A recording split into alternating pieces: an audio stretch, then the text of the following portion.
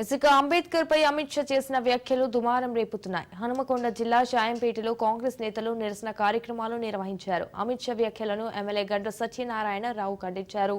ఆయన వ్యాఖ్యలు దేశ ప్రతిష్టకు మంచిది కాదన్నారు ఎమ్మెల్యే. వెంటనే ఆ వ్యాఖ్యలను వెనక్కి తీసుకోవాలని, దేశ ప్రజలకు క్షమాపణ చెప్పాలని డిమాండ్ చేశారు.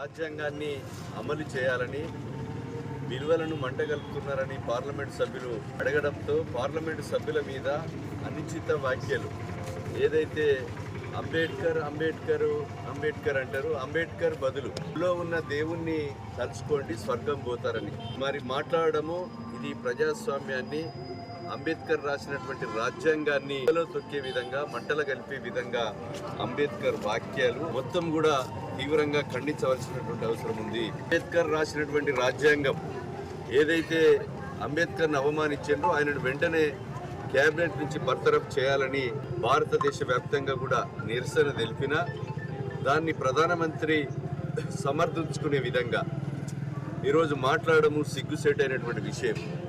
అమిత్ షాను క్యాబినెట్ నుంచి బర్తరఫ్ చేసి ఈ దేశానికి క్షమాపణ చెప్పాలని మేము డిమాండ్ చేస్తున్నాం.